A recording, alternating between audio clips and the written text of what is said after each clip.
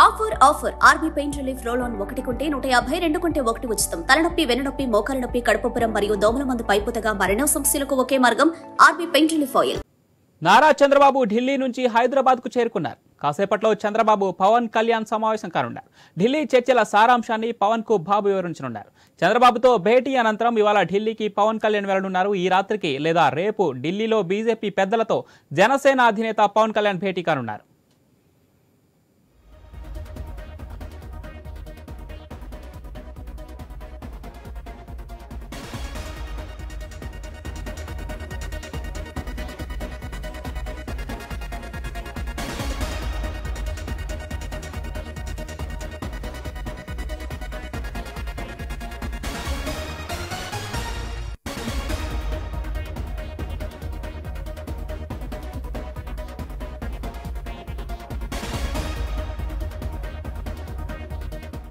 చంద్రబాబు ఢిల్లీ నుంచి హైదరాబాద్ కు చేరుకున్నారు. కాసేపట్లో చంద్రబాబు పవన్ కళ్యాణ్ సమావేశం కానున్నారు. ఢిల్లీ చర్చల సారాంశాన్ని పవన్ బాబుకు వివరించనున్నారు.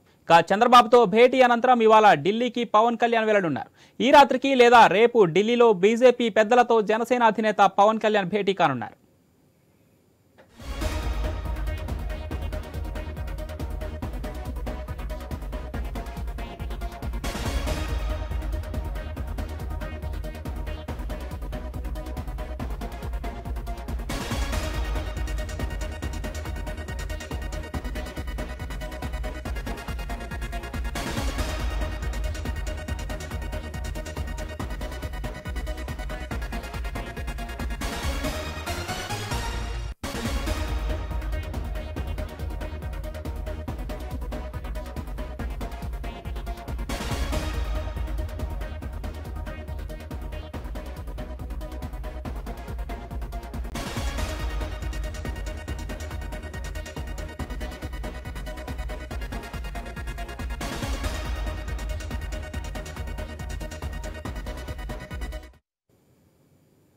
నారా చంద్రబాబు ఢిల్లీ నుంచి హైదరాబాద్ కు చేరుకున్నారు. కాసేపట్లో చంద్రబాబు పవన్ కళ్యాణ్ సమావేశం కానున్నారు.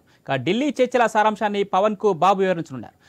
చంద్రబాబు పవన్ కళ్యాణ్ భేటీకి సంబంధించి అదేవిధంగా పవన్ కళ్యాణ్ ఢిల్లీ ప్రయాణానికి సంబంధించి మరింత సమాచారం మా ప్రతినిధి హరీష్ లైవ్ ద్వారా అందిస్తారు. ఎస్ హరీష్.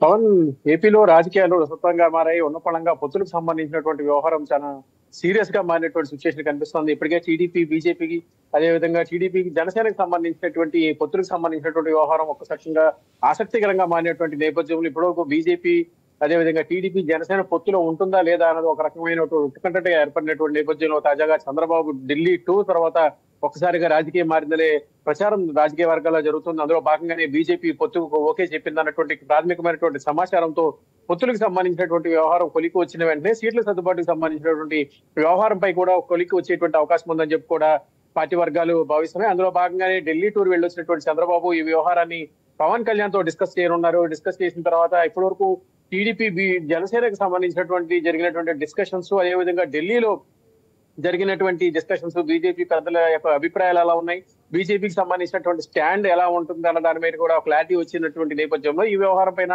చంద్రబాబు అదేవిధంగా పవన్ కళ్యాణ్ కూడా డిస్కస్ చేసేటువంటి అవకాశం ఉంది. డిస్కషన్ లో పలు కీలకమైనటువంటి నిర్ణయాలు చంద్రబాబు అదేవిధంగా పవన్ కళ్యాణ్ కలిసి తీసుకునేటువంటి అవకాశం మనకు కనిపిస్తుంది. ఎందుకంటే ఇప్పటికే బీజేపీ రాష్ట్రంలో ఉన్నటువంటి బీజేపీ పెద్దలు, బీజేపీ అధ్యక్షురాలుగా ఉన్నటువంటి పురంధేశ్వరి కూడా గతంలో అనేక సార్లు చెప్పారు కేంద్రం తీసుకునేటువంటి నిర్ణయాన్ని కట్టుబడి ఉంటామని చెప్పి. ఇటీవల జరిగిన పదాధికారుల సమావేశంలో కూడా డిసైడ్ చేసినటువంటి సిచ్యువేషన్ ఉంది. ఇప్పుడు చంద్రబాబు ఢిల్లీ పెద్దలను కలిసి వచ్చిన తర్వాత ఇప్పుడు అక్కడ రాజకీయం ఎలా ఉండబోతుందో ఒక రకంగా ఆసక్తికరంగా మారినటువంటి నేపథ్యంలో మరోవైపు ఈ భేటీ తర్వాత పవన్ కళ్యాణ్ కూడా ఢిల్లీ వెళ్ళబోతున్నారు. ఢిల్లీ వెళ్ళేటువంటి క్రమంలో వీళ్ళిద్దరి మధ్య జరిగినటువంటి డిస్కషన్స్ ఒకవైపు, ఇంకోవైపు చంద్రబాబు బీజేపీకి మధ్య జరిగినటువంటి చర్చలు ఒకవైపు ఉన్నాయి. ఇప్పుడు తాజాగా పవన్ కళ్యాణ్ ఢిల్లీకి వెళ్లి అక్కడ మాట్లాడేటువంటి అంశాలు కూడా చర్చనీయాంశంగా మారినటువంటి సిచ్యువేషన్ కనిపిస్తుంది. ఈ వ్యవహారంలో చూసుకుంటే కనుక ప్రధానంగా పొత్తులకు సంబంధించినటువంటి అంశం కనుక పరిశీలిస్తే ఈ మూడు పార్టీలు కలిసి పోటీ చేయాల్సి వస్తే కనుక తీసుకునేటువంటి స్టాండ్ ఎలా ఉండబోతోంది, బీజేపీతో పొత్తు వలన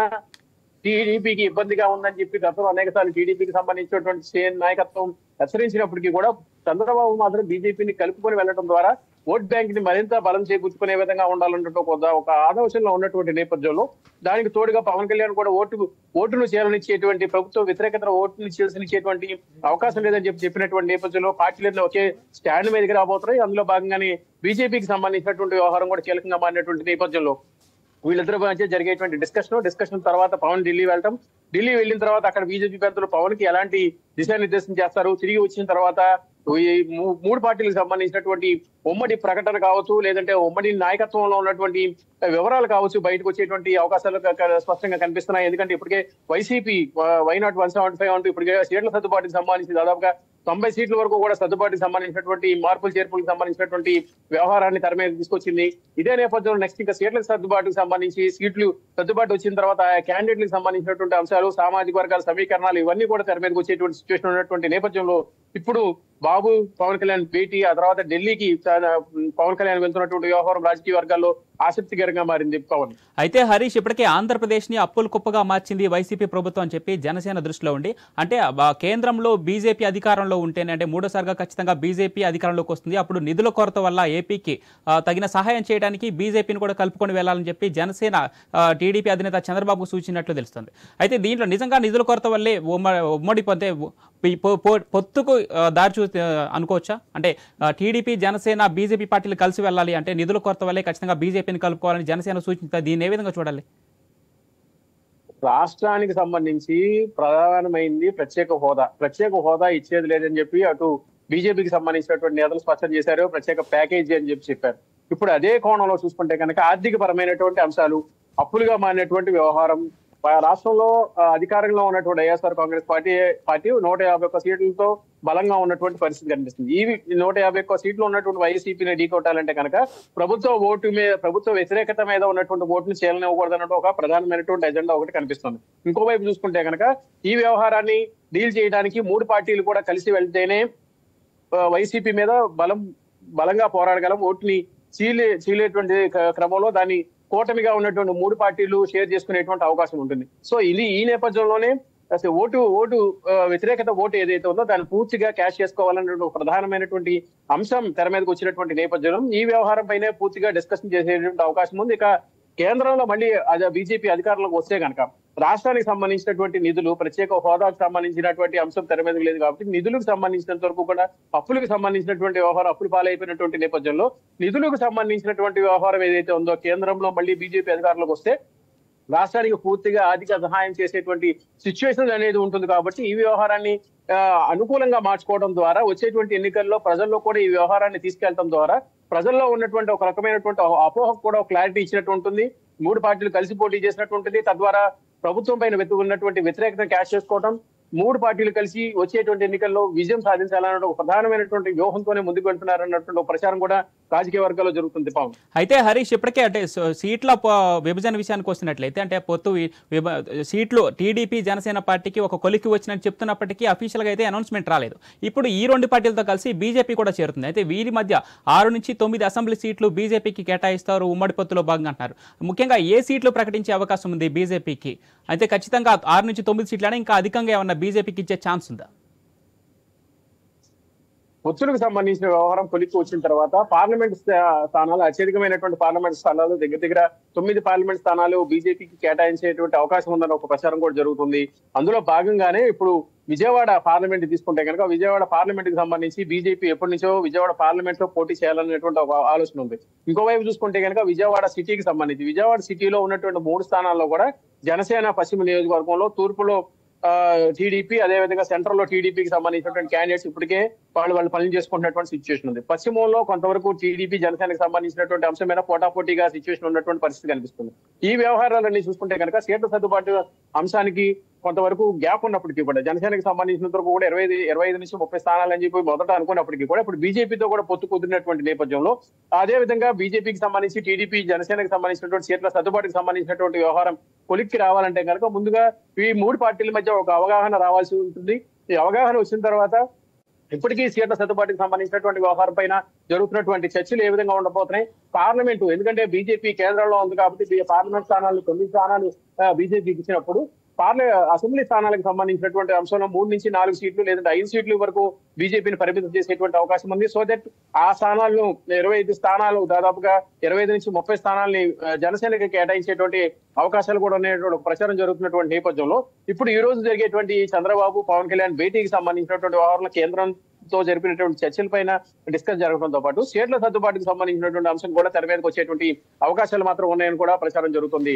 పవన్ అయితే హరీష్ ఇప్పుడు టీడీపీతో పురంధేశ్వరి ఎప్పటి నుంచో ఇంటర్నల్ గా మూవ్ అవుతున్నారని చెప్పి ఇప్పుడు ఫామ్ లోకి వచ్చినటువంటి కాంగ్రెస్ కావచ్చు, ఆ తర్వాత వైసీపీ అధికార పార్టీ నుండి వైసీపీ కూడా ఎప్పటి నుంచో విమర్శలు చేస్తుంది. ఇప్పుడు ఈ పొత్తు ఓకే అయినట్లయితే వాళ్ళ విమర్శలు ఏ విధంగా తిప్పికొట్టచ్చు ఈ ఉమ్మడి పొత్తు?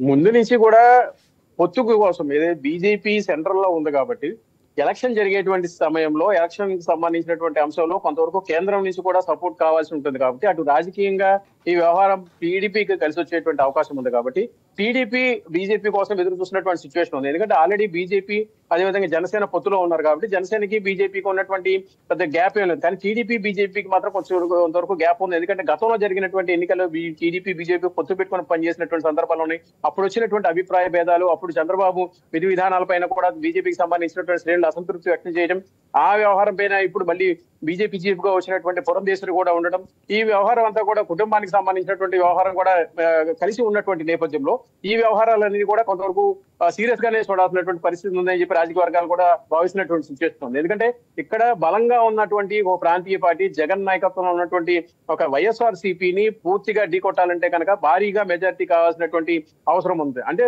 ఓట్ బ్యాంక్ కి సంబంధించి ఓటు ఏదైతే ప్రభుత్వ వ్యతిరేకత మీద ఉన్నటువంటి ఓటుని పూర్తిగా చేయలేనివ్వకూడదు అన్నటువంటి ఒక ప్రధానమైనటువంటి అజెండాతో అన్ని పార్టీలు ముందుకు వచ్చాయి కాబట్టి ఇంకా తప్పని పరిస్థితుల్లో వచ్చేటువంటి ఎన్నికలకు ఎట్టి పరిస్థితుల్లో 3 పార్టీలు కలిసి పోటీ చేయాల్సినటువంటి సిచ్యువేషన్ ఉంది. అందులో భాగంగానే టీడీపీ కూడా కొన్ని సీట్లను వదులుకోవడానికి కూడా సిద్ధపడినటువంటి సిచ్యువేషన్ ఉంది. వాస్తవంగా టీడీపీ సీట్లు వదులుకోవడానికి అయితే ఎక్కడ కూడా రాజీ పడేటువంటి పరిస్థితి కనిపించట్లేదు. రాష్ట్రంలో ఉన్న 175 నియోజకవర్గాలు 25 పార్లమెంట్ స్థానాలతో కూడా.